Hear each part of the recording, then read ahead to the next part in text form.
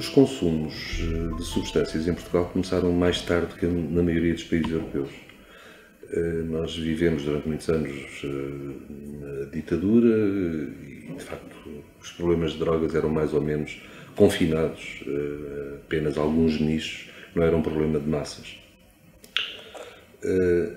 Vieram a ter um boom muito significativo após a nossa Revolução Democrática, em 74. Subitamente, esses milhares de pessoas, portanto, soldados, também os colonos que habitavam nas nossas antigas colónias, Angola, Moçambique, Cabo Verde, Guiné, etc., regressaram em massa a Portugal, transportando os seus hábitos e transportando enormes quantidades de maconha, como vocês dizem, que subitamente se tornou acessível a toda a gente. Quase em simultâneo, instalam-se no nosso país organizações que trazem outro tipo de substâncias e que vêm, digamos que, explorar um novo mercado emergente e subitamente havia de tudo. Havia heroína, cocaína. O desconhecimento em que tínhamos sido mantidos relativamente às substâncias, do meu ponto de vista, favoreceu a passagem sem grandes problemas de umas para outras substâncias. Portanto, aconteceu muito esta transição de umas para outras substâncias e também o facto de ser completamente transversal a toda a sociedade. Portanto, não foi apenas uma questão confinada às pessoas mais desorganizadas da sociedade ou às franjas da marginalidade, do lumpen, mas sim classe média, classe altas, toda a gente. Muito rapidamente, era quase impossível encontrar uma família portuguesa que não fosse tocada pelos problemas relacionados com o uso de drogas. E o que é facto é que os problemas relacionados com drogas vieram a transformar-se na primeira preocupação dos portugueses. E houve um investimento a velocidades diferentes, mas particularmente importante, na última metade dos anos 90, com a tentativa de oferecer, de estabelecer uma rede de cuidados destinados a esta população. Foi determinada a criação de pelo menos um centro de atendimento a toxicodependentes em cada capital distrito. Foi desenvolvida o papel de regulação por parte do Estado do mercado privado, que era relativamente abundante, de comunidades terapêuticas, etc., que funcionavam de uma forma mais ou menos ad hoc, mas foi estabelecido, de facto, o papel de regulação, o estabelecimento de regras relativamente à existência de equipas terapêuticas, relativamente à hotelaria disponível para ir às condições de habitabilidade desses espaços. Portanto, foi havendo um trabalho cada vez mais consistente no enfrentamento deste problema. De qualquer forma, acabou por haver, portanto, no final dos anos 90, uma decisão que, do ponto de vista político, foi particularmente interessante. Não havia consensos, não havia grandes certezas relativamente à forma mais adequada de abordar esta questão. Havia algumas questões em intensa discussão na sociedade portuguesa, como seja, por exemplo, a utilização de terapêuticas de substituição opiácea, a utilização da metadona, por exemplo. Não havia consenso nem sequer no meio científico.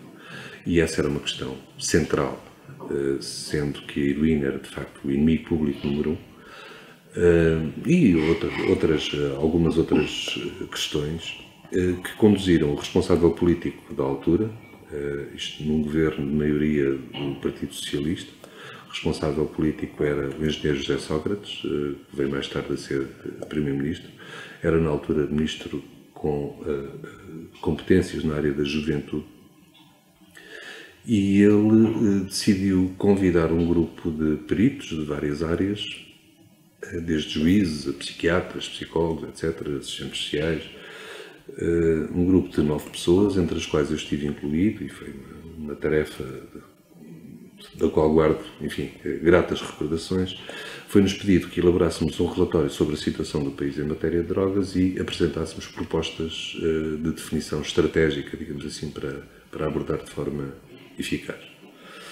Foi o que fizemos, portanto, em 98 apresentámos o tal relatório com o elencar dos problemas, tanto quanto foi possível. Tivemos ótimas condições de trabalho, tivemos a possibilidade de visitar outros países, aquilo que se fazia de mais avançado na Suíça, em Espanha, no seu relatório, e uma série de recomendações estratégicas na área da oferta, mas sobretudo na área da procura, na área da prevenção, tratamento, redução de risco e minimização de danos, reinserção social, mas tudo isto com um embrulho, chamaria eu, que assentava no pressuposto de que o Estado português considera, sobretudo, o tema da dependência como um problema de saúde e não um problema da justiça, considera o toxicodependente como alguém que carece de cuidados na área da saúde ou da esfera do social, mais do que na área da perseguição policial e judicial, e como tal propusemos a descriminalização dos consumos. A descriminalização do consumo e posse para consumo de todas as substâncias. Não estabelecemos uma diferenciação entre as chamadas drogas leves e drogas duras, que aliás nos parece cada vez mais anacrónica. Portanto, a tal estratégia, que ficou conhecida como Estratégia Nacional de Luta contra a Droga de 1999, foi adotada pelo Governo, quase integralmente, sendo que a proposta de descriminalização não cabia nas competências do Governo e teve de ser discutida na Assembleia da República. Eu diria que houve um grande consenso e algo quase como um bottom-up relativamente à aceitação desta, porque é completamente diferente termos um problema confinado, de facto, às franjas, às margens, do que ter um problema que atravessa toda a sociedade. Pronto, essa decisão foi tomada, foi criado um dispositivo para que enquadra, digamos assim, o facto de consumir substâncias em Portugal continua a ser proibido, deixou de ser criminalizado, as pessoas deixaram de ser enviadas para tribunal, serem julgadas, serem eventualmente condenadas a penas de prisão, ficarem com o registro criminal que fica para a vida e que é um ferrete, digamos assim, é um estigma que fica para sempre, mas passaram a ser avaliadas por órgãos administrativos, colocados predominantemente sob a alçada do Ministério da Saúde e cujo grande objetivo, embora possam aplicar sanções administrativas, o grande objetivo é funcionarem como um mecanismo de prevenção indicada. Digamos assim, temos perante nós alguém que está a consumir substâncias ilícitas e vamos tentar avaliar que tipo de necessidades tem aquele cidadão, se é um dependente que precisa de ser encaminhado e normalmente as pessoas quando são avaliadas e quando lhes é facilitada a vida, normalmente têm um bocado a fantasia de que é muito complicado procurarem tratamento. Mas se alguém lhes disser amanhã às 10 da manhã tens consulta com o Dr. Fulano tal, no sítio tal, as pessoas até aceitam e ficam surpreendidas com a facilidade com que conseguem aceder ao sistema e aceitam na esmagadora maioria dos casos. A intervenção das comissões para a dissuasão e das polícias que remetem pessoas para as comissões de dissuasão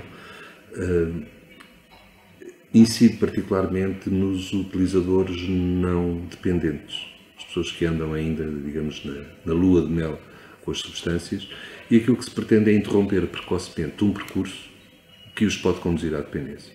Portanto, se alguém for avaliado pela Comissão de Dissuasão, que percebe que há problemas familiares, sociais, psicológicos, alguém que está em conflito, e isso coexiste com o uso de substâncias, se nós conseguirmos encontrar respostas na sociedade, que não são necessariamente em centros de tratamento toxicodependentes, são outro tipo de respostas, outro tipo de apoio, se calhar estamos a interromper, estamos a contribuir para que aquela pessoa não venha, para que os consumos daquela pessoa não venham a ser problemáticos. Este é o grande objetivo.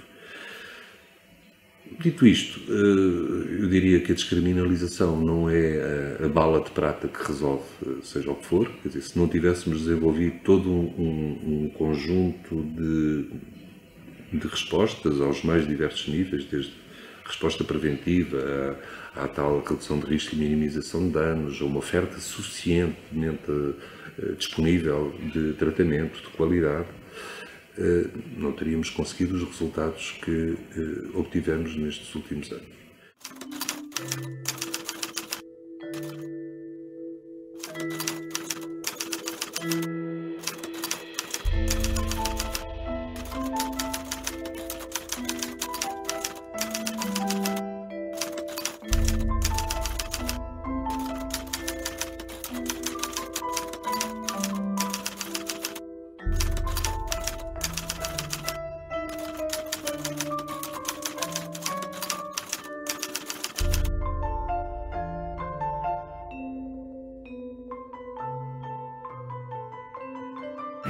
A região centro é caracterizada por 6 distritos, que vai desde o litoral até ao interior, o distrito de Aveiro, Viseu, Guarda, Castelo Branco, Coimbra e Leiria. Nestes 6 distritos nós temos serviços que dão respostas na área das adições. Estes serviços são os centros regionais, centros de respostas integradas, e que trabalham a nível da área do tratamento, da área da prevenção, da reinserção e da redução de riscos. São 6, portanto, centros de respostas integradas, cada um por distrito, mas com várias unidades de tratamento em cada distrito. E depois temos aqui na área, em Coimbra, 3 unidades de internamento, que é a unidade de Alcoologia de Coimbra, a unidade de desabituação de Coimbra e a comunidade terapêutica Arco-Íris, que acabam por também dar apoio a todas as necessidades de internamento, seja a nível do álcool, seja a nível de desintoxicação de substâncias ilícitas, seja a nível de internamentos mais prolongados, no caso da comunidade terapêutica. Esta é a estrutura física. Em termos de técnicos, temos um conjunto de 195 técnicos, a grande maioria técnicos superiores, com várias áreas de intervenção. Uma equipa, portanto, multidisciplinar, que vai desde os médicos, e aqui temos médicos de medicina geral e familiar e médicos psiquiatras. Depois temos psicólogos, técnicos de serviço social, enfermeiros, temos ainda alguns sociólogos que dão um apoio mais na área da prevenção. Portanto, toda a dinâmica de um centro de respostas integradas é feita em termos de um trabalho em equipe, privilegiando exatamente estas várias valências que temos em cada um destes serviços. A nossa função aqui no centro, na DICAD, na Divisão de Intervenção dos Comportamentos Aditivos, é uma função de coordenação regional das atividades nesta área das edições. Seja com os serviços públicos, portanto, com os centros de respostas integradas e com as unidades de internamento, seja com as entidades privadas com quem temos algumas parcerias, nomeadamente em projetos que nós lançamos concurso público e que nós não temos condições, nomeadamente em termos de material humano, para dar resposta. Então, quando não temos, lançamos o concurso para essa intervenção ser feita a nível das entidades privadas.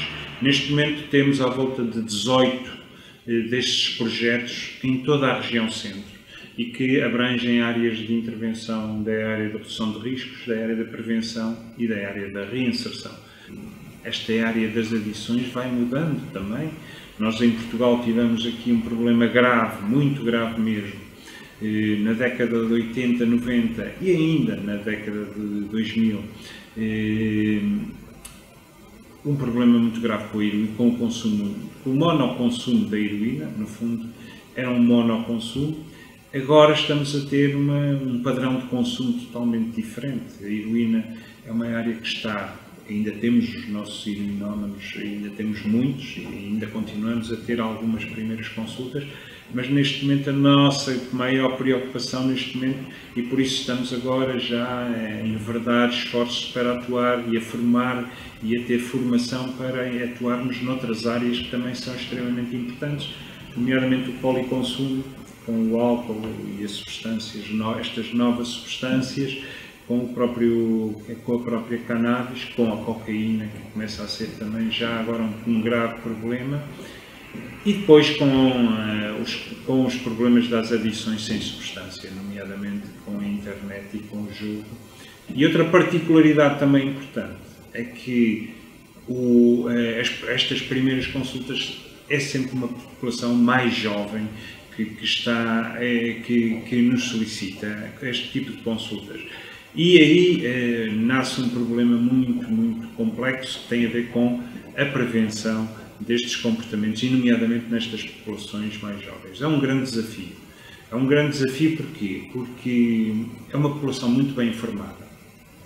Temos que trabalhar com eles, não é propriamente dar-lhes informação, mas estarmos mais próximos deles, no sentido de os capacitarmos numa intervenção por pares, até de formação por pares, para podermos efetivamente, para que a sensibilização seja feita de uma maneira diferente do que aquilo que temos vindo a fazer ao longo destes anos.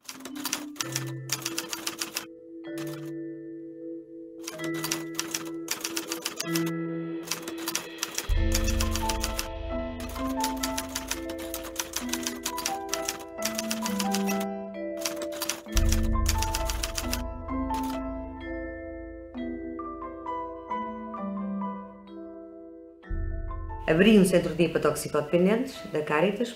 É um espaço para tratamento em ambulatório com capacidade para 30 indivíduos, em que eles dispõem de atividades lúdicas, ocupacionais, terapêuticas, serviços de refeição, lavagem e tratamento de roupa, consulta de psiquiatria, portanto nós temos um psiquiatra que vai lá dar consultas de psicologia. E, portanto, tentamos ali fazer a reinserção profissional e, sobretudo, manter períodos de abstinência o mais longos possível, não é? Portanto, eles têm recaídas, obviamente, mas estando num espaço protegido como estão, habitualmente as recaídas são curtas, não é? Porque nós conseguimos rapidamente perceber quando é que eu devia estar recaído, e se ele quiser iniciar um processo de tratamento, estando numa estrutura destas, é muito mais fácil. Isto foi há 20 anos atrás, não é? Começámos a perceber rapidamente a existência de muitos indivíduos em situação de infectados com HIV, também com problemática aditiva, sem apoio familiar, sem suporte nenhum familiar, e então a Caritas fizemos também um projeto exatamente para estes indivíduos infectados com VIH-Sida, e com a possibilidade de darmos apoio domiciliar. Estamos a falar de uma casa com cerca de 60 indivíduos que uns infectados com HIV, outros sem, mas a problemática de base é a toxicodependência. Ali também rapidamente se percebeu a inexistência em Coimbra de um centro de acolhimento que desse resposta aos toxicodependentes sem abrigo desta cidade. Muito embora já existissem nesta cidade, quando foi feito o projeto para o Farol, já existiam 2 centros de acolhimento para sem-abrigo. Eles só deixam entrar estas 2 estruturas, só permitem a entrada, só aceitam indivíduos com problemática aditiva, mas que estejam em fase de tratamento. Isto é, aqueles que estão em fase ativa de consumo não podem entrar nestes espaços. Portanto, Coimbra precisava de um espaço destes. Havia outra ainda condicionante, é que estes centros, nessa altura, hoje já não, mas nesta altura, portanto, eles acolhiam os indivíduos, mas durante o dia, eles lá de 8 da manhã tinham que sair e tinham que ir para a rua. Portanto, eles eram sem abrigo durante o dia inteiro, só à noite deixavam de o ser, não é? Não nos pareceu, portanto, a ideia do Farol, quando concebi o projeto, era ir contra esta realidade, não é? Por um lado, não estar a impedir a entrada de indivíduos que estão em fase ativa de consumos, não é? Pelo contrário, era tentá-los chamar exatamente a esses, porque esses se calhar ainda precisavam mais dos outros, não é? Que sejam porque estão mais degradados com tudo isso, e muitas das vezes começa exatamente por um espaço de cama, de alimentação, de banho, para depois todo o percurso deles, que é feito por eles, não é? A única coisa que nós fazemos de lado é amparar, não é? É conduzir, mas o processo é feito por eles, fundamentalmente. E eles tendo as necessidades básicas satisfeitas, o Maslow tinha alguma razão, não é? Com as pirâmides. Só depois disso é que eles estão preparados para nós podermos começar a falar, olha, e que tal agora umas análises clínicas, para ver como é que está, quantos anos não fazes análises, e que depois apareceu o Decreto-Lei 183 de 2001, nós avançámos para a construção para a implementação de uma criação de uma equipa de rua, de redução de riscos e minimização de danos, e pronto, e aí surgiu em 2001 a equipa Reduz. Temos também, enquanto Cáritas, um apartamento de reinserção social, para onde vão os indivíduos que ou fizeram tratamento em comunidade terapêutica, e depois vão para lá para fazer a fase da reinserção, ou fizeram em ambulatório. Não tem necessariamente, há apartamentos que só aceitam indivíduos oriundos provenientes de comunidades terapêuticas, nós não. Desde que o indivíduo tenha feito tratamento em ambulatório, e muitas vezes o tratamento que eles fazem, às vezes são eles que fazem a desabituação, não é? Com a medicação e fazem a desabituação. O que nós temos psicólogo lá, temos médico psiquiatra e, portanto, o que tentamos lá é o encaminhamento para cursos de formação profissional ou para trabalho, que diz a legislação, é que eles só estar a meio ano. Isto é para quem não conhece toxicodependentes. O legislador que disse de meio ano a um ano não está adequado, sobretudo se estamos a falar de toxicodependentes que tiveram um percurso longo de adições e se estiveram na rua. Não é num ano que se consegue fazer a reinserção, essa reinserção que se faz ao nível do apartamento, não é? Portanto, eles estão lá de acordo com o tempo que necessitam até se autonomizarem, não é?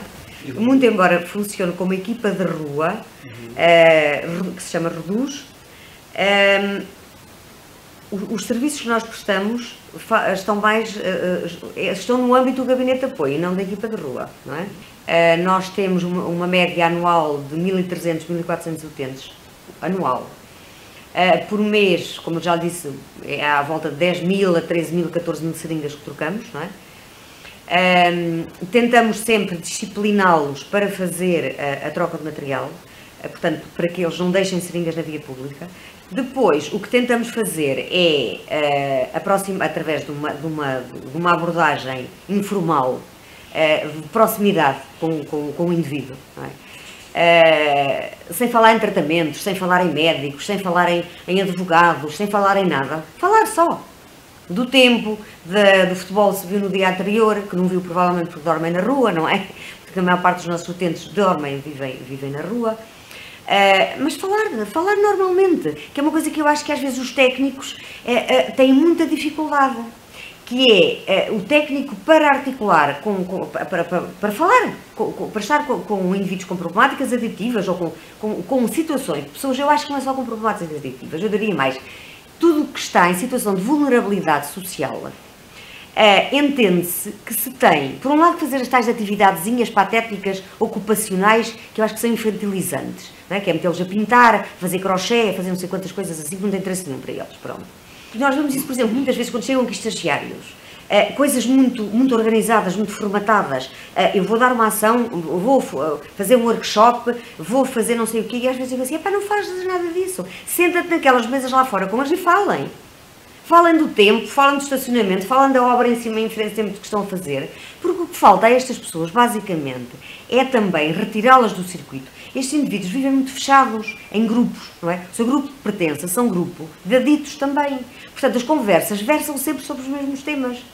É sobre as banhadas que deram, os roubos que fizeram, o estou a ressacar e tenho que me fazer a vida para consumir, o não sei. É sobre a mesma coisa. E se aparece alguém que imprime uma mudança neste registro, já é ótimo. É fantástico. O que é que achamos? Que estas pessoas têm necessidades em termos de estar, diferentes das nossas não têm. Nós também vamos ao café e falamos daquilo que nos vai na alma, não é? Não estamos à espera que o indivíduo do café tenha um programa de animação para nós. Mas já é esta coisa, pai. Eles têm que sempre estar a fazer alguma coisa. Eu acho que nós não gostamos de ver pessoas sem fazer nada.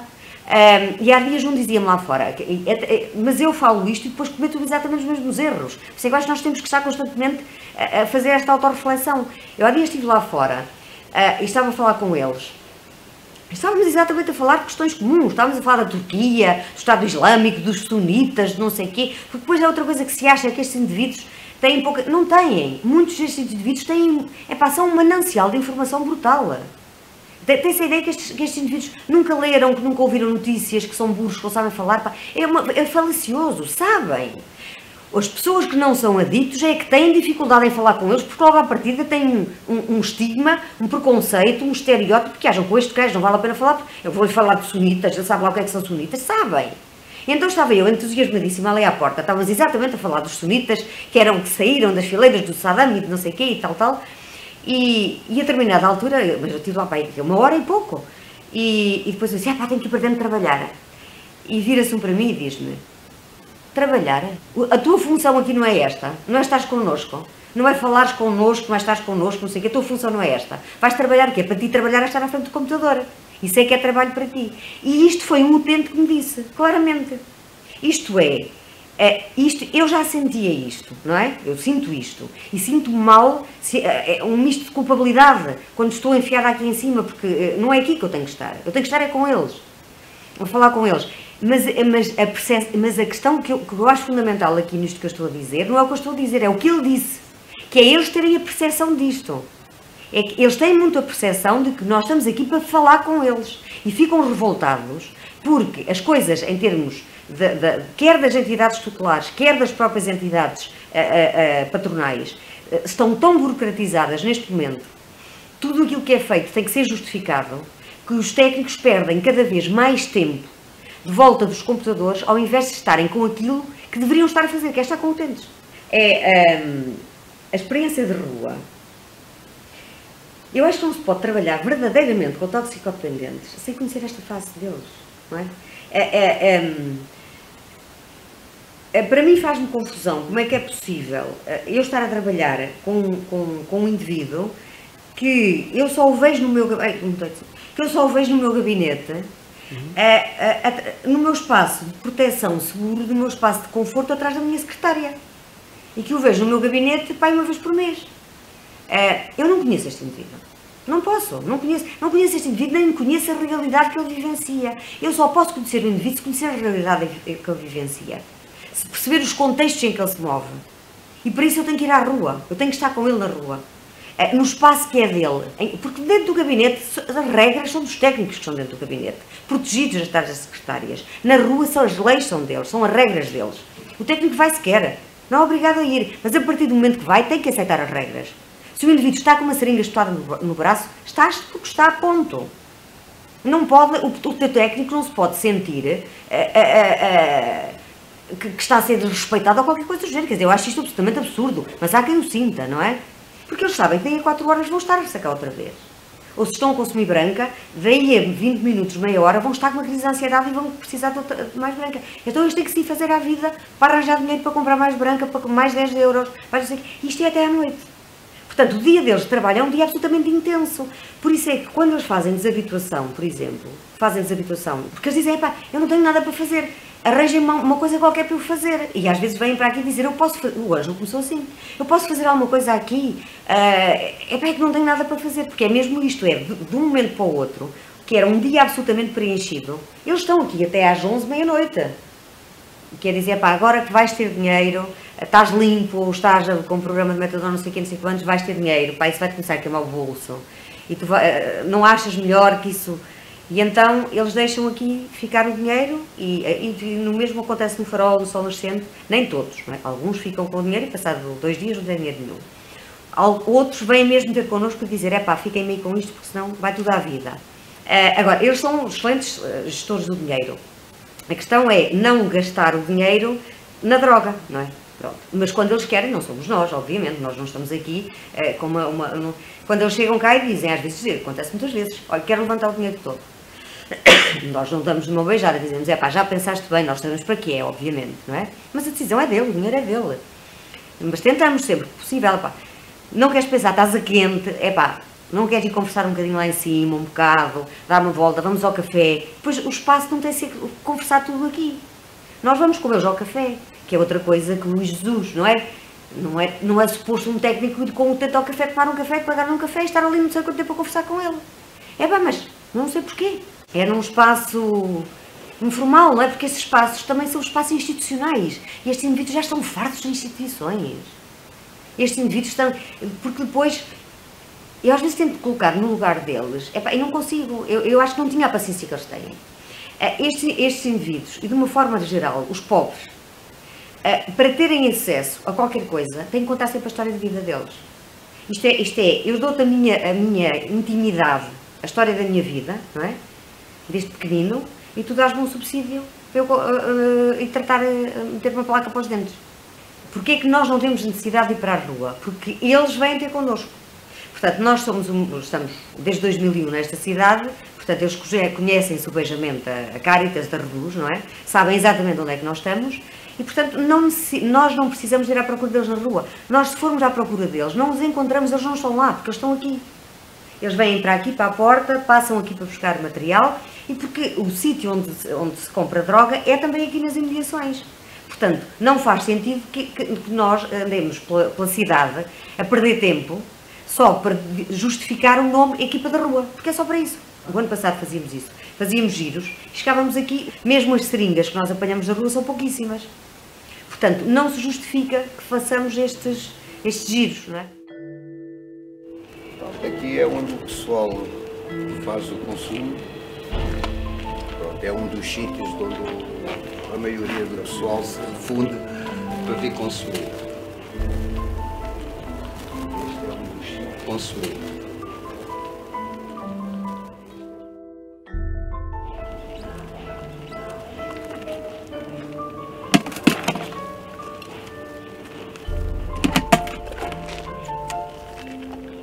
Isto é uma parte do trabalho, mas é só uma questão de saúde pública, não é? Não tem, esta parte não é o trabalho. Isto é uma coisa que depende dos nossos utentes. E são eles que deixam aqui as coisas e somos nós que somos responsáveis depois por esta parte. Já que são a distribuição do material, convém terem atenção a algumas coisas. Por mais que uma pessoa eduque as pessoas para não deixem as coisas no chão, assim, é inevitável.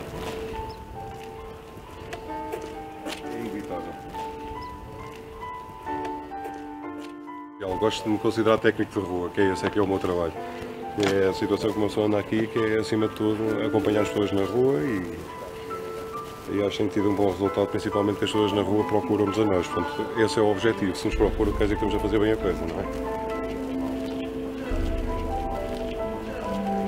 é? Não vamos atrás do problema, porque o problema vem ter connosco, basicamente.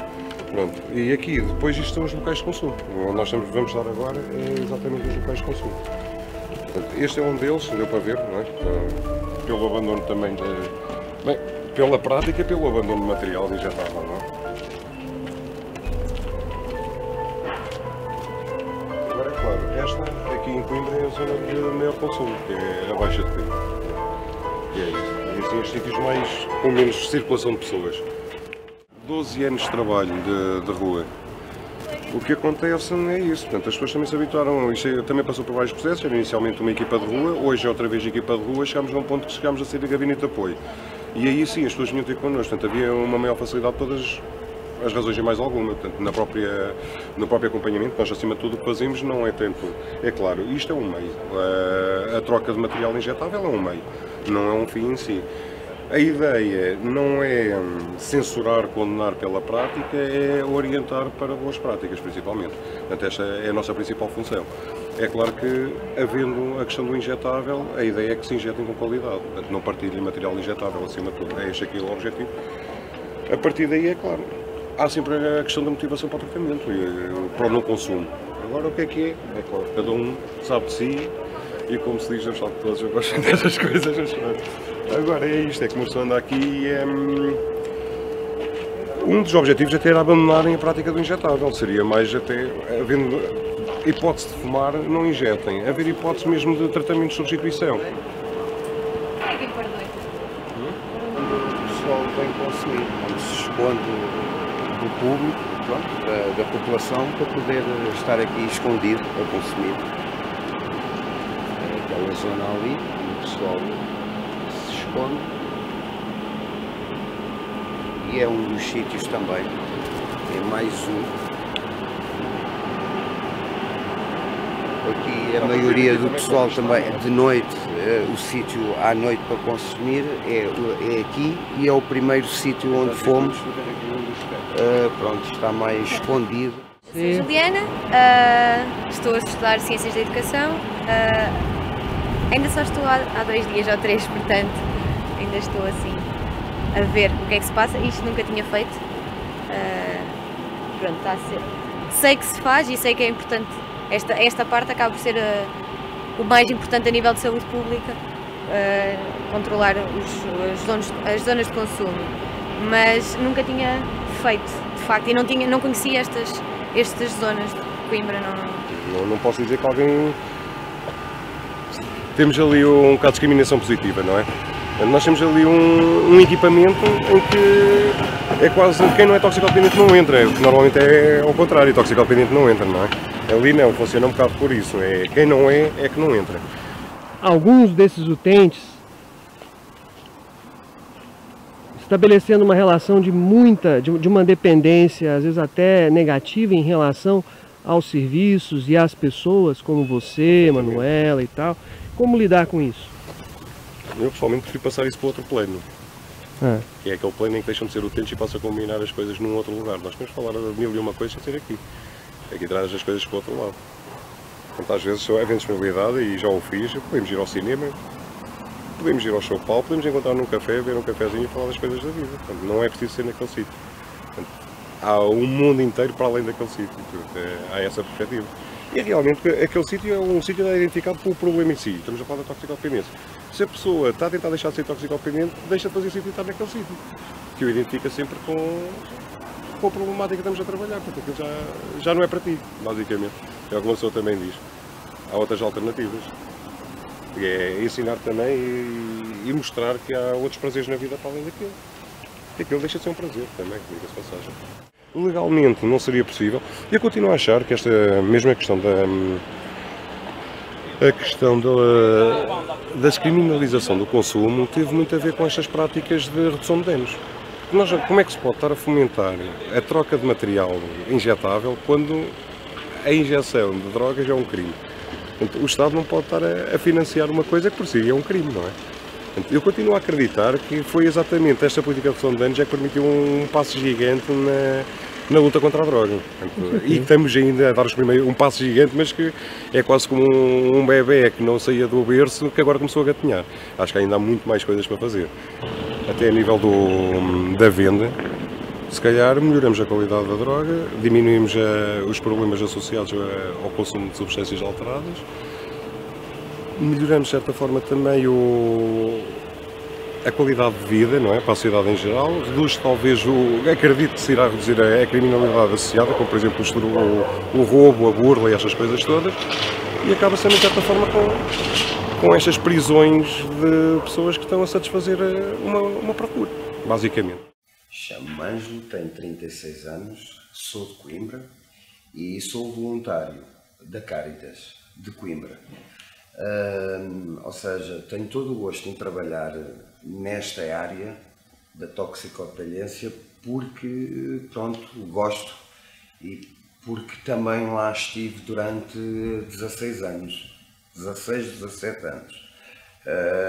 Ou seja, acabei por ver que com esta experiência toda de droga que serviu para alguma coisa para poder ajudar os atuais toxicodependentes e as próprias doutoras do CAT e da Cáritas, ou seja, sirvo de intermediário para cada situação.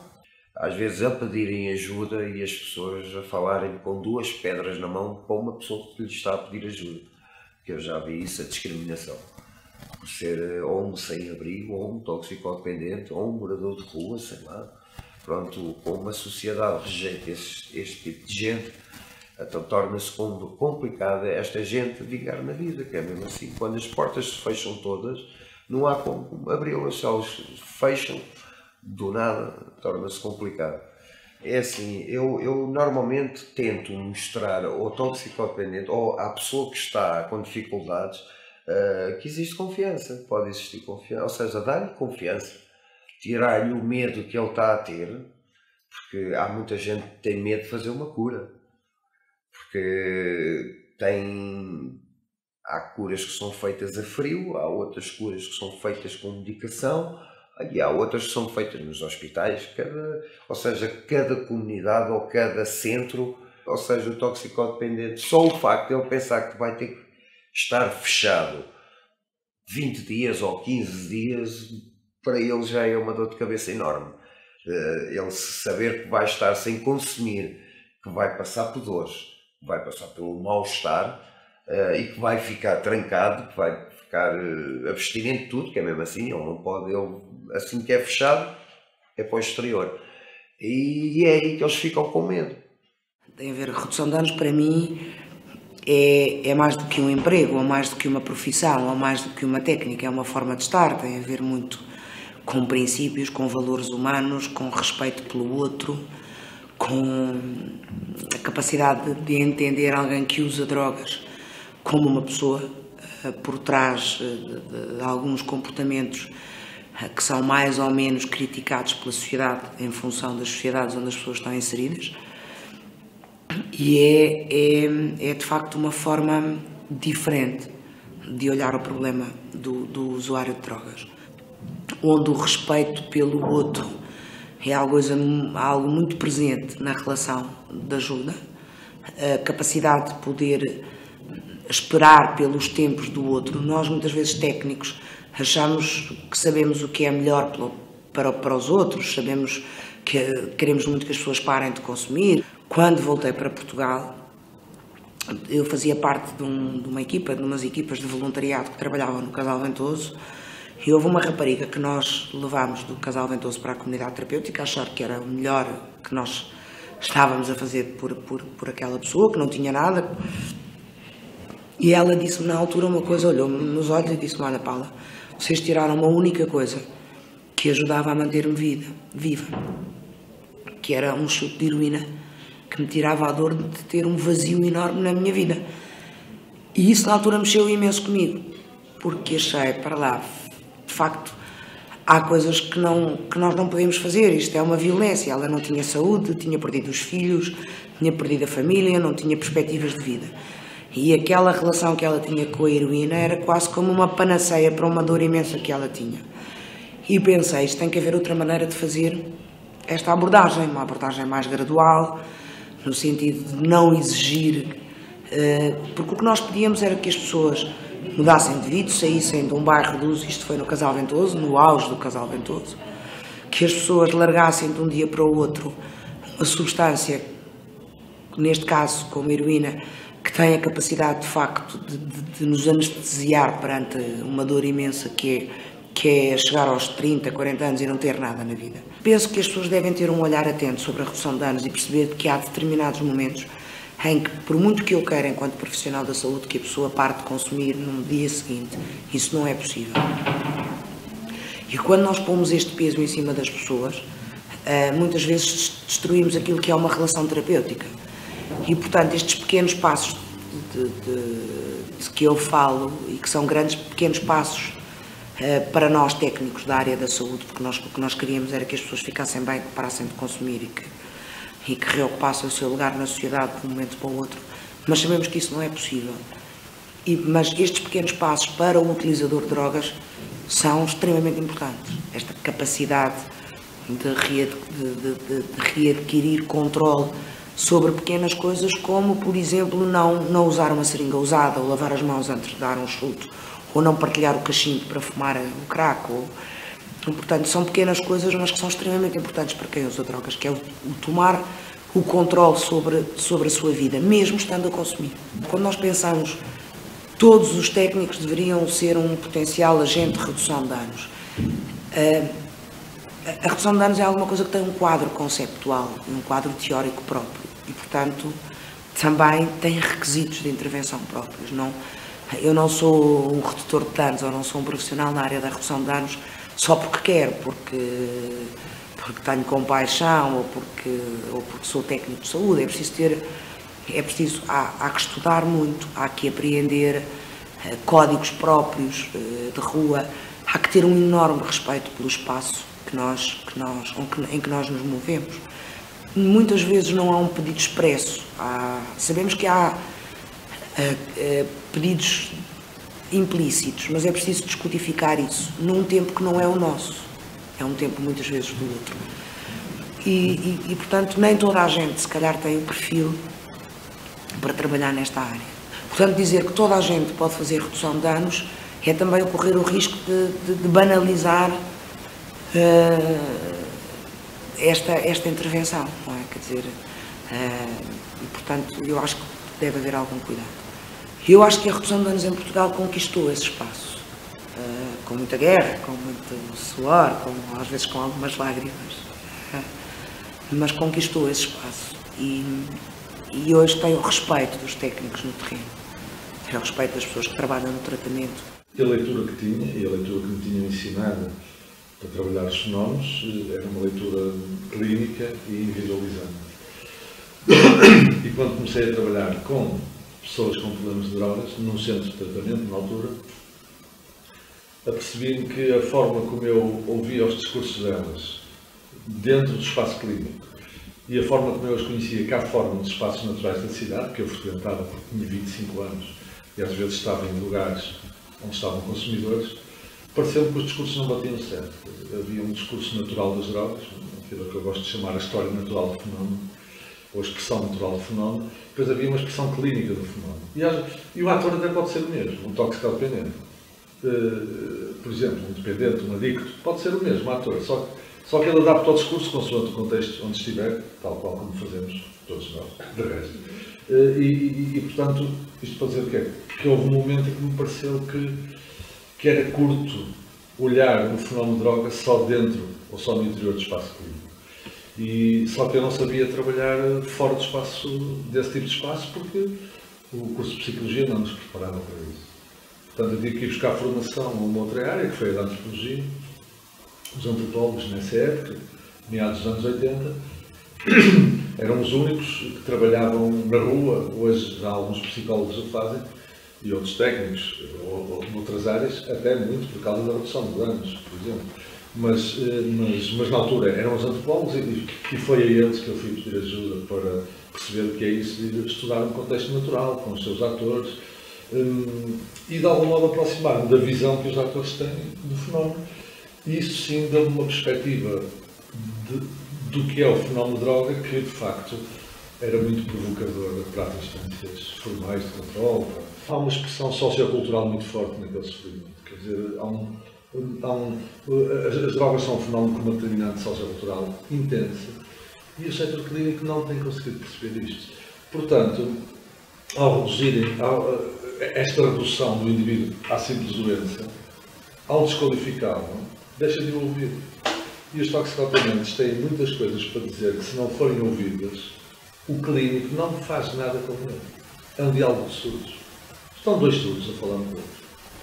E eu tive muitas vezes essa sensação da surdez mútua.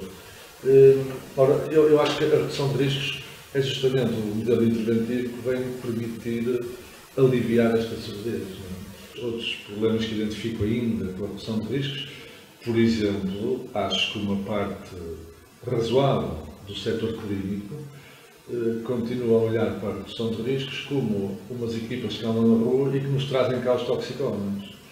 Porque nós estamos aqui no gabinete e o verdadeiro trabalho faz-se aqui. E essa gente anda na rua e tem como principal função pescá-los. É um trabalho de pesca, trazê-los cá. E olham até para o redutor de danos como uma figura menor, quer dizer, qualquer um serve, desde que traga cá o tóxico. Outro problema é que o trabalho da redução de riscos tem alguma conflitualidade com a polícia ainda, porque a polícia, uma parte importante da polícia, também não entende bem este género de problema. Acho que também é uma tendência natural de expandir a sua atividade, quer intervir em tudo quanto é contexto e, por exemplo, acho que em certos géneros de contextos festivos, eu pessoalmente considero intrusivo haver estratégias de redução de riscos a todo tipo de tempo. Neste momento coordeno a equipa Check-in, que é uma equipa vocacionada para intervir em contextos festivos, ao nível da redução de riscos, nomeadamente agora em Lisboa e em Viseu. Esta equipa nasce ou surge em 2006, e na altura visava intervir em Portugal, nomeadamente em contextos festivos. Por contextos festivos nós entendemos festas, festivais, clubs, espaço público, etc. Ou seja, contextos de recreação noturna, onde as pessoas se dirigem muito numa lógica de quebrar com as práticas da semana, não é? Digamos, o trabalho, o estudo, são também momentos de celebração, de libertação, etc. E são também por esse motivo momentos de experimentação.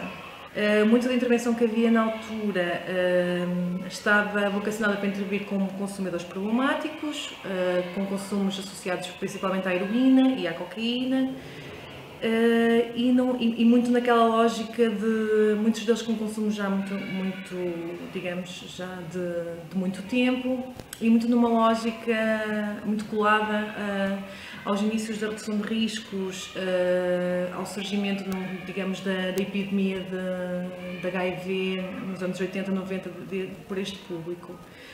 Quando desenhamos este projeto, a nossa intenção era desenhar uma resposta que fosse adaptada para consumidores que não fossem propriamente problemáticos. Então eu considero que nós intervimos com consumidores não problemáticos, alguns deles consumidores recreativos de substâncias psicoativas. Muitos deles estão perfeitamente integrados socialmente, trabalham, mantêm as suas relações familiares, estão perfeitamente inseridos na sociedade e apresentam consumos, digamos que mais ou menos pontuais e eminentemente recreativos, em contextos de festa. Para além da informação que está sob a forma de flyers, estão também presentes normalmente técnicos e voluntários, que dão também aconselhamento verbal, digamos assim, e criam-se no InfoSTEM momentos de educação informal sobre substâncias, os seus efeitos, contraindicações, dicas de redução de riscos, ou seja, como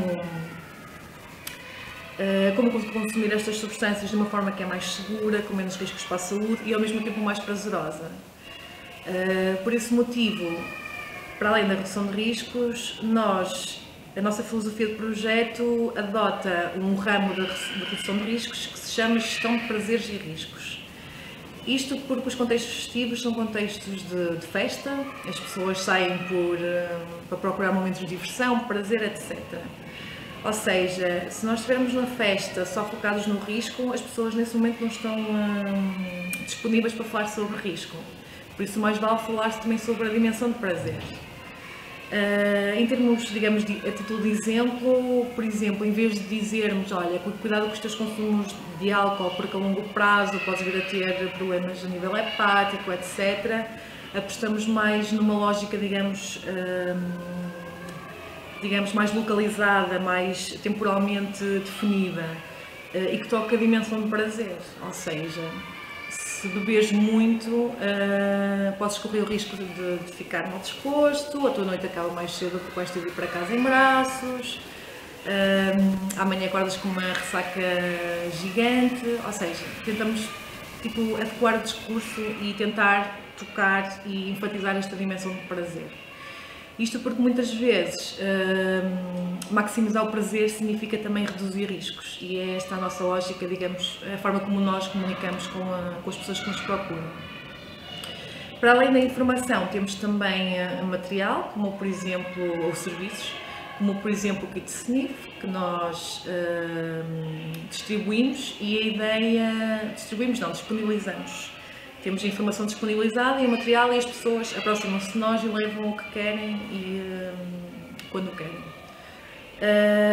Para além deste material, temos também testes de alcoolemia que cumprem dois objetivos principais no terreno. Por um lado, as pessoas podem monitorizar o seu nível de álcool e com isso também reduzir o risco de conduzir embriagado. Por outro lado, perceber mais ou menos os seus níveis de alcoolemia naquela noite e com isso gerir também os seus consumos de álcool. Disponibilizamos também preservativos e lubrificantes e todos estes materiais nós consideramos que, para além de serem materiais de redução de riscos, são também, digamos, materiais que nos permitem abrir canais de comunicação com a pessoa que nos procura para falar de outros assuntos. Disponibilizamos também tampões auditivos que é um material que reduz até 25% de decibéis. E a lógica também alertar, mais uma vez, o material funciona como porta de entrada, digamos assim, para uma conversa sobre riscos auditivos. Em contextos outdoor e quando se justifica, criamos também um chill out, um espaço de descanso, onde as pessoas podem vir para descansar, para repousar, para fazer uma pausa na dança, para procurar também apoio e conversar. Ou quando estão com dificuldades em gerir determinado tipo de experiência, também podem vir ter connosco e nós apoiamos, digamos, estas experiências mais difíceis, ou bad trips. O drug checking é um serviço de análise a substâncias psicoativas. Nós recolhemos o consumidor vem ter connosco, nós recolhemos pequenas amostras da substância. Normalmente não pode ser uma substância natural, como por exemplo a cannabis ou cogumelos. Nós podemos testar virtualmente qualquer substância. Tentamos ver com ele se ele já consumiu, que tipo de efeitos foi sentindo, etc. Depois desta fase de análise, a substância passa para laboratório, que normalmente é um laboratório que nós montamos num festival. É relativamente simples o procedimento, por isso é efetivamente uma metodologia que nós podemos aplicar num festival. O drug checking permite-nos separar, digamos, a substância nos seus componentes, é, digamos, uma metodologia qualitativa e nós no fim da análise conseguimos dizer, ok, esta substância é efetivamente cocaína, mas para além de cocaína tem levamisol, tem fenacetina, tem outras substâncias. E com isso dar informação objetiva ao consumidor do que é que ele está a consumir. Nossa estratégia base é, nós não chegamos a uma festa e não distribuímos material. Apresentamos-nos de maneira bastante informal. A imagem do projeto foi desenhada também para contextos festivos, ou seja, uma imagem cool, uma imagem jovem.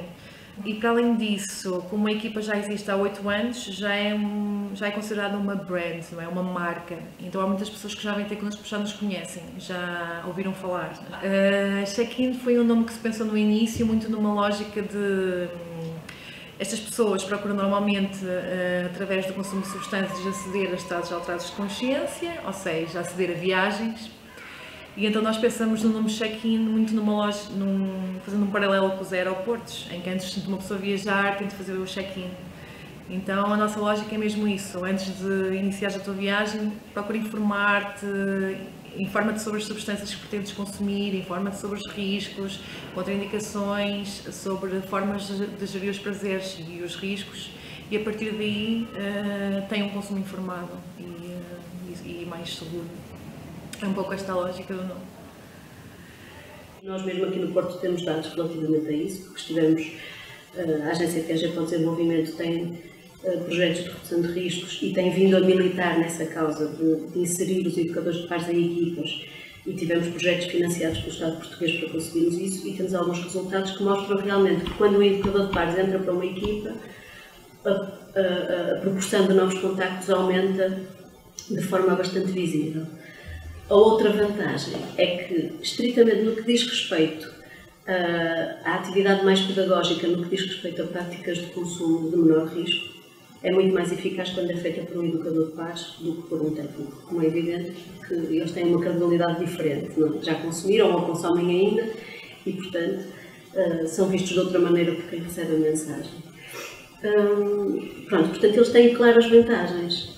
A única razão que eu vejo para eles não estarem suficientemente inseridos nos projetos tem a ver com a dificuldade de os inserir, não é fácil. Há um convívio que tem que ser criado entre técnicos e educadores de pares, que às vezes não é fácil, e por outro lado é o preconceito. Eu estive envolvida num destes projetos do que estava a falar há pouco, que era o IMPAR, da Agência Viajar para o Desenvolvimento, e nós procuramos, por um lado, numa primeira fase, com os fundos europeus, demos formação a consumidores de drogas para se tornarem educadores de pares. A segunda fase foi com financiamento estatal, procurarmos, num projeto de investigação-ação, introduzir educadores de pares nas equipas de rua e avaliar a experiência. E houve uma grande resistência por parte dos técnicos das equipas de rua, que iriam trabalhar com eles. Por exemplo, eu andei a fazer as reuniões com as diferentes equipas para tentar criar esse espaço onde eles pudessem trabalhar. E as equipas o que diziam, um dos argumentos fundamentais era: mas então e nós vamos pagar-lhes para isso, para eles estarem a trabalhar aqui? Mas eles vão gastar o dinheiro em droga a seguir. Portanto, este era o argumento. Eu dizia sempre, não é, que o que eles fazem com o dinheiro que recebem por um trabalho que executam e que querem que executem bem, a nós não nos diz respeito. Ninguém anda a perguntar, não há nenhum empregador, não é, que pergunta ao seu empregado onde é que vai gastar o dinheiro para perceber se ele tem legitimidade para o receber ou não, não é? Pronto. E não foi fácil trabalhar esta questão. Portanto, acho que mesmo do ponto de vista de quem trabalha na redução de riscos, às vezes há um preconceito relativamente ao uso de drogas que é difícil para todos. O meu nome é Sérgio Rodrigues, sou educador de pares do projeto de uma equipa de redução de riscos, que é o Giro Gaia, que é uma das linhas de ação da Agência PAG para o Desenvolvimento, e sou presidente da Associação CASO, que é a sigla que quer dizer Consumidores Associados Sobrevivem Organizados. Tal como o Rui, e como o Rui disse há um bocado, eu também fui dependente das drogas. Houve uma altura de transição, de tratamento, tive com ele também num centro de abrigo, e na altura, quando eu estava no centro de... aquilo era uma casa de baixo limiar de exigência, que tomava lá metadona e dormíamos lá, que era a Casa de Vila Nova. Havia também, na altura, havia também atividades de tarde para os utentes lá da casa, para as pessoas, neste caso. E houve uma vez que eu estava lá numa dessas atividades e foi-me informado que ia haver uma formação para gestão de associações de utilizadores de drogas e trabalhadores de sexo. Eu na altura fiquei muito interessado, sempre fui assim um bocado ativista pelos direitos, sem nunca esquecer também os deveres das pessoas, evidentemente. Tirei essa formação, depois a ideia da formação era fazer a criação de uma associação. Mas na altura da formação já existia a Associação CASO.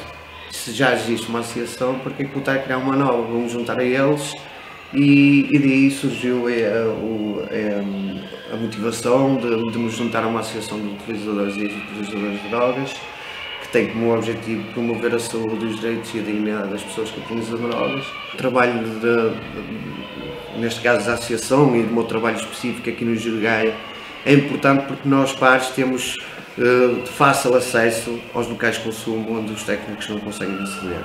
Temos uma linguagem que o técnico não tem e o educador de pares consegue ter, e consegue muitas vezes persuadir melhor o outro par ou o utilizador de drogas a mudar os seus comportamentos de risco. Porque eles sabem que a gente também passou pela mesma coisa, e eles ouvirem da voz de uma pessoa que já passou pelas drogas, tem essa experiência, têm mais receptividade a ouvir e aceitar. Para mim, desde a implementação da Lei de 2001, o mais significativo para nós consumidores ou ex-consumidores de drogas é que as pessoas não vão presas por consumirem drogas. Ou seja, se um consumidor for apanhado com uma dose, ele é encaminhado por um que é o chamado Centro para CDT, exatamente, Centro de Dissuasão da Toxicodependência. É encaminhado, e aí ele terá uma consulta com o psicólogo, e aí eles avaliam se ele vai para o tratamento ou não. Para mim, o mais significativo e o mais importante aqui é que as pessoas não vão presas, porque não faz sentido uma pessoa ir presa por causa de ser apanhado com uma dose para consumir, e fica muito mais caro ao Estado português, a todos nós, não é, contribuintes, a estadia que a pessoa fica lá, apesar da tortura, do encarceramento, disso causar ainda mais danos para a pessoa em si. E na altura, quando a lei exatamente saiu em 2011, isto foi como uma bomba atómica a nível internacional. Os céticos diziam: ei, Portugal que ia ser um paraíso das drogas. Mas até passado estes anos todos, 12, 13, se não me engano, verificou-se que não. O consumo começou muita gente a ser encaminhada para os tratamentos, o consumo não aumentou, aliás até tem vindo a diminuir, desde 1 ano e meio, 2 anos, por causa da crise, porque muita gente começou a perder os apoios sociais e não conseguiriam aceder às equipas de tratamento, e como eles já tinham sido consumidores, era muito mais fácil entrar outra vez no mundo da droga para arranjar dinheiro, e isso foi um dos fatores. Mas agora creio que já está outra vez a não haver assim um aumento muito significativo. Isso é a experiência que eu tenho no terreno e aquilo que eu tenho visto. mas realmente eu acho que a lei de 2001 foi muito importante por causa da implementação das equipas de rua de redução de danos, que veio também complementar o programa de troca de seringas já existente desde 93, e eram as equipas de redução de riscos e minimização de danos que tinham mais proximidade das pessoas que utilizavam drogas. O educador de pares consegue trazer muito mais valias para uma equipa de redução de risco e minimização de danos. Como o educador de pares não consegue trabalhar as questões sociais ou as questões de enfermagem, mas também o enfermeiro ou o assistente social não conseguem trabalhar outras questões mais de proximidade como o educador de pares. Portanto, uma equipa multidisciplinar hoje em dia, para nós só faz sentido o trabalho em conjunto. Isso é com a integração do educador de pares. Eu fui contratado como técnico psicossocial. Então, mesmo sendo num contrato por lei técnico-psicossocial, eu não considero isso, claro que eu sou um educador de pares e isso reflete-se na rua, o trabalho que eu consigo fazer, é o mais importante. Exato. Quer falar mais alguma coisa, Rui? Não, foi o que disse, que desde que começaram a acreditar nos educadores de pares, que a minha autoestima subiu e a minha vontade de viver e de ajudar as outras pessoas mantém-se, e cada vez mais, cada vez que vamos conseguindo alguma coisa, pronto, no sentido, eu quando chego às pessoas e sei que consegui ajudar um amigo, para mim já ganhei o dia, já foi bem bom. Se nós temos uma evolução globalmente positiva dos indicadores, com este tipo de política, com esta política que encerra algumas contradições. Eu estou ciente de que esta descriminalização, na ausência de uma regulação da produção e distribuição, tem algumas contradições insanáveis. Só que também não me parece que seja uma grande prioridade resolver essas contradições, nomeadamente entrar num paradigma regulador que está a dar os seus primeiros passos em alguns outros pontos do mundo. Eu penso que temos todo o tempo para permitir que essas experiências se desenvolvam, perceber se são bem-sucedidas e então, eventualmente, inspirar-nos nelas para termos alterações. O Brasil tem excelentes técnicos. Se eu estou a meter agora um programa de troca de distribuição de cachimbos para fumar crack, se calhar este não é o momento para eu falar de que o que era importante mesmo era ter uma sala de consumo assistido. Ok, vamos meter os cachimbos num segundo momento, porque nós provamos que de facto esta medida é uma medida que tem vantagens do ponto de vista social, do ponto de vista da saúde pública. Então vamos avançar para outra medida. E muitas vezes nós nós em Portugal temos uma expressão que é Roma e Pavia não se fizeram de um dia, e muitas vezes nós queremos sempre mais. E esta exigência e esta forma de estar muito ativista tem-se virado muitas vezes contra a política de redução de danos. E é preciso fazer as coisas sustentadas, e é um caminho que também tem de ser de pequenos passos, porque se eu estou a falar de descriminalizar, mas de repente já não estou a falar de descriminalizar, estou a falar de legalizar, ou estou a falar de repente tudo isto se baralha e cria imenso ruído. Nós temos que explicar à sociedade o que é que nós queremos. E não podemos querer tudo de um dia para o outro.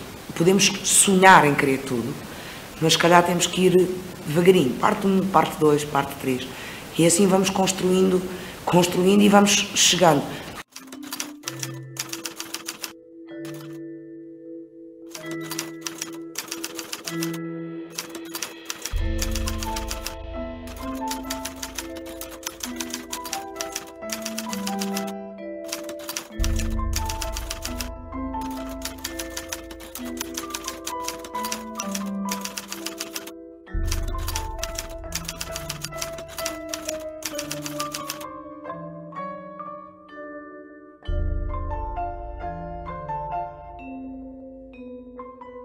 Em conjunto com estes nossos parceiros estratégicos, estamos a orientar a nossa intervenção e a nossa ação do ponto de vista da descriminalização para este grupo.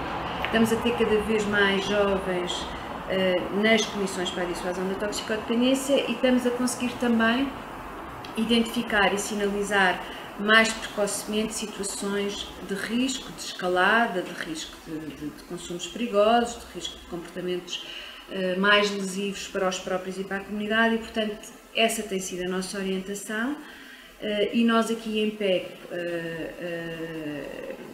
a nossa missão, digamos assim, a nossa tarefa, no fundo, é, por um lado, procurar qualificar esta intervenção nas comissões para a dissuasão da toxicodependência, por outro lado, harmonizar as práticas a nível nacional, procurar que o indiciado é como se chama a pessoa que é apanhada na rua a consumir e que a polícia remete para a comissão para a dissuasão da toxicodependência. Portanto, é procurar que esse indiciado, quer seja apanhado no norte, no sul, tenham o mesmo tipo de tratamento, portanto, um tratamento equivalente ou comparável, digamos assim. Obviamente as nuances são sempre bem-vindas e a flexibilidade na abordagem também é uma característica que nós promovemos. Contamos atualmente nestes 14 anos de trabalho com mais de 7 mil processos contra a ordenação. A Comissão prevê o acolhimento e uma apresentação inicial ao indiciado e os seus familiares, caso o acompanhem. Nessa apresentação inicial, que normalmente é feita pelos membros, é explicado o funcionamento da lei nos seus aspectos mais gerais, é confirmado e clarificado todos os factos de ocorrência que motivaram o processo contra o nacional. E numa segunda fase, normalmente da responsabilidade da técnica superior, é feita a entrevista, portanto, onde são recolhidos os dados. Isto, como é lógico, trabalhamos com pessoas, depende muito de quem temos à nossa frente, os procedimentos de base são os mesmos, digamos assim. Há um guião de entrevista, que é isso mesmo, serve apenas de guião, é de facto há o levantamento das questões conforme já foram faladas. Primeiro é importante perceber se estamos perante uma dependência ou não dependência, e dentro da não dependência há diferentes tipos de risco e isso é importante avaliar. Claro que alguns nós percebemos e temos as nossas técnicas, a nossa forma de perceber até que ponto é que eles nos poderão estar a dizer uma menos verdade, ou uma mentira, ou uma falsidade, não é? E num primeiro momento, quer dizer, têm a sua vida normal, de repente são apanhados pela força policial, são notificados para comparecer num serviço e ok, de repente vêm-se confrontar, se calhar até tenho um problema, se calhar preciso perceber isto um bocadinho melhor e perceber o que é que eu procuro, o que é que eu quero para mim, e às vezes também esse momento de nova avaliação permite-lhes refletir. Retirar alguma formalidade e essencialmente a distância muitas vezes criada entre um juiz, isto na moldura criminal, não é? Perante o consumidor, antes tratado como criminoso, era portanto constituído como arguido.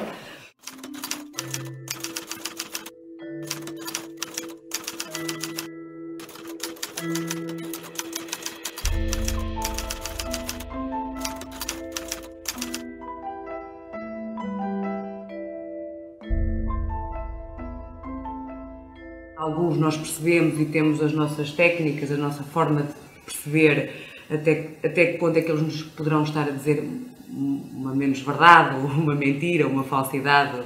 Outros poderão também ser mais astutos e de facto dizerem-nos determinadas coisas que poderão não ser bem verdade. Este efeito de tamponamento de populações problemáticas, para mim, é um dos problemas com que as estratégias de intervenção comunitária têm de lidar, e não é apenas a redução de riscos, são todas as intervenções diferentes de primeira linha, têm este problema ético para resolver.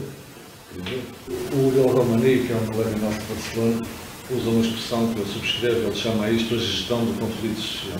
A redução de riscos e outras estratégias de controle de populações problemáticas, por exemplo, de migrantes clandestinos, geram estratégias de invisibilização que são um modo de gerir em baixa conflitualidade populações que têm potencial conflitivo, desde logo ao nível da imagem.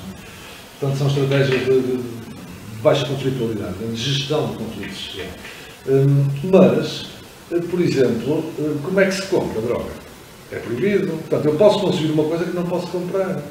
E a propósito disto, dou um exemplo. Há uns anos atrás, discutia-se na rede de redução de riscos que nós temos aqui em Portugal, por exemplo, se as equipas de rua deviam fazer alguma coisa no que diz respeito à questão policial, que de quando em vez era exercida sobre os seus utentes.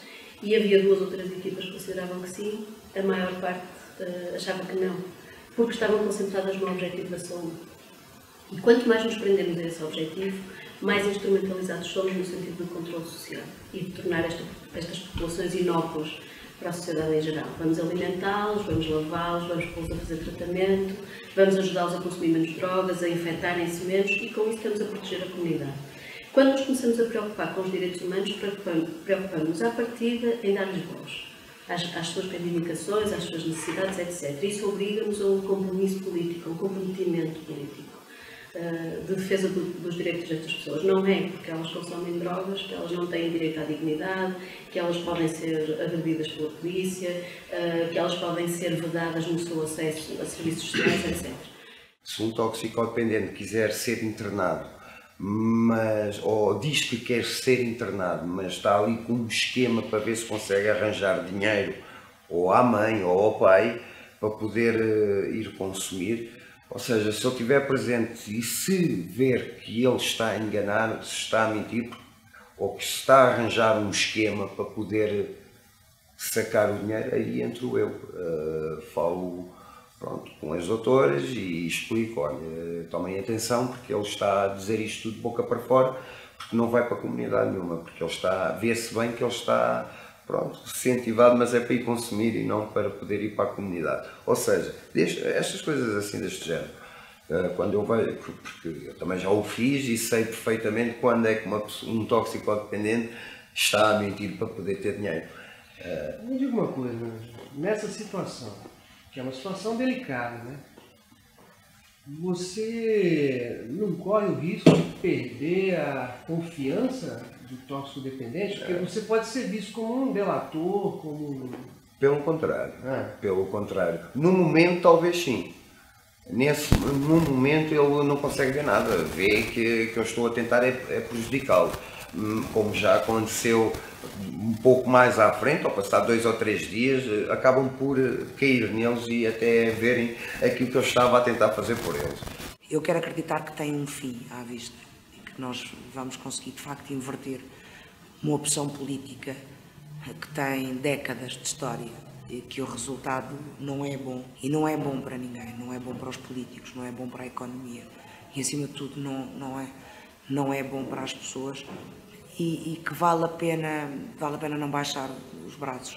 E isto não é um recado só para as pessoas que trabalham nesta área no Brasil, é também um recado extensível aos portugueses e aos profissionais portugueses que têm passado uma enorme dificuldade nos últimos anos, mas que eu quero acreditar que não há mal que dure para sempre e, portanto, nós vamos ver as coisas mudar e ainda vai ser no nosso tempo.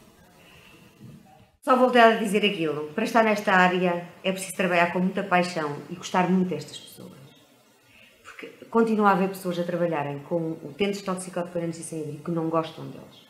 Não gostam porque se incomodam com o cheiro, porque se incomodam com a falta de dentes, porque têm medo, porque podem roubar, porque podem não sei o quê. Não gostam. E eu acho que é preciso gostar é olhar para além daquela aparência toda, é perceber o que é que está lá dentro, não é? É tentar ver o que é que há de bom naquela pessoa, não é? Pode ser, tenho que perguntar para o meu pai, pode ser uma criatura o mais execrável possível, pá, e eu berro com ele se for preciso e meto-o na rua porque se fazem patifarias aqui dentro, sim, não sou mole, se fazem patifarias aqui dentro vão para a rua e são suspensos durante o mês se necessário for, e não me metem mesmo o pé cá dentro, porque eu não deixo, só por cima do meu cadáver. Portanto, isto não é tudo, quer dizer, não são meninos de couro, não é? E volta e meia tem que haver, porque são, exatamente, porque eu acho, trato de igual para igual, de cidadão para cidadão, se eu entrar num sítio e roubar, sou penalizada. Se eles entrarem aqui dentro e me roubarem, são penalizados igualmente. Não tem que haver diferença. Não pode ser nem para um lado nem para o outro. Temos, não é? Obviamente que depois, quando se trata da questão da doença, é diferente. Mas isto, a mensagem, o que eu acho, é tentar perceber o que é que há de bom naquele indivíduo, o que há para além daquilo, o que é que há para além daquela aparência, daqueles dentes podres, daquele mau cheiro, quando ele tira as sapatilhas. Mas pronto, mas é isto. Eu, ao fim de 20 anos, continuo-me a dar um gozo brutal estar com eles. Gosto de conversar com eles. Gosto muito mais de estar com eles, de conversar com eles, de gostar de fazer o que quer que seja no computador. Obviamente, claro que gosto. Por tudo que eu sei, aprendi com eles. Porque licenciatura é só uma coisa, é licença para aprender. Vem do grego. E licenciatura quer dizer licença para aprender, não é? E a partir daí, o percurso temos que nós fazê-lo. E depois é isto que eu digo, é gostar deles, é gostar de estar com eles e é continuar apaixonado por isto. E eu continuo ao fim de 20 anos, é paixão, pronto, não é aquela coisa da pessoa acordar e dizer assim, que seca, pá, lá vou outra vez. Eu acho que quem vive assim deve ser horrível, quem não gosta daquilo que faz. Eu acho que mais de metade da nossa vida é passada no local de trabalho. E eu vivo num local de trabalho que para mim é também um espaço de socialização. Não é só o local de trabalho, é um espaço de socialização. Eu estou bem quando estou lá embaixo com eles. Eu divirto-me. E não há mal nenhum das pessoas se divertirem no trabalho, é saudável. Porquê é que nos devemos divertir só com os amigos? Porquê é que não me divertir com o trabalho e só com os colegas? Não, eu divirto-me com as pessoas com quem